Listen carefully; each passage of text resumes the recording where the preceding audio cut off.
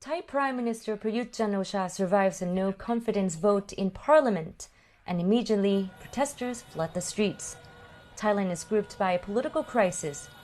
The unpopular former army chief Prayuth refuses to bend to a pro-democracy movement that is extremely unhappy with his 7-year tenure. Their anger is made worse by an economy in ruins, not seen since the 1997 Asian financial crisis. Protesters say the government's handling of the latest wave of the coronavirus pandemic is the final straw. More than 12,000 Thais have died since April, yet just 13% of the population is fully vaccinated against COVID-19. Prayuth defended his work and beat back Saturday's motion to have him removed from office, thanks to a parliament stuffed with allies of the royalist military.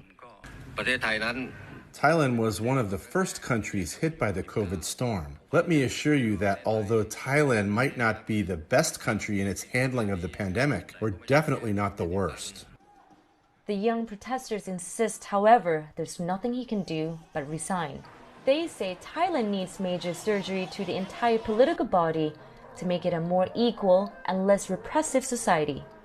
This includes curbs on the powers of the monarchy, a once unassailable institution headed by King Mahawashiralongkorn, who is one of the world's richest monarchs. But Prayuth's political survival is kindling anger among his critics. Inside or outside Parliament doesn't make any difference when they're holding all the power.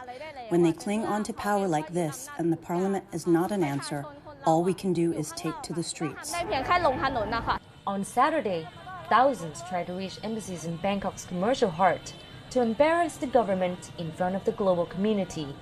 Some protesters believe their struggle is moving into a new and potentially dangerous phase, more so as clashes with police are already a near-nightly occurrence. Nothing works anymore. You can't try to reform every system in every institution. It won't work. Taking to the streets is the only way. Even non-violence won't work against this dictatorship regime. I can't just sit and watch. I had to come out and protest, and everyone else should too. The tension is at boiling point in Thailand. The question now being asked is just how long can the impasse continue between Prayuth and the people? Ruchitara Dungdi for VOA News, Bangkok.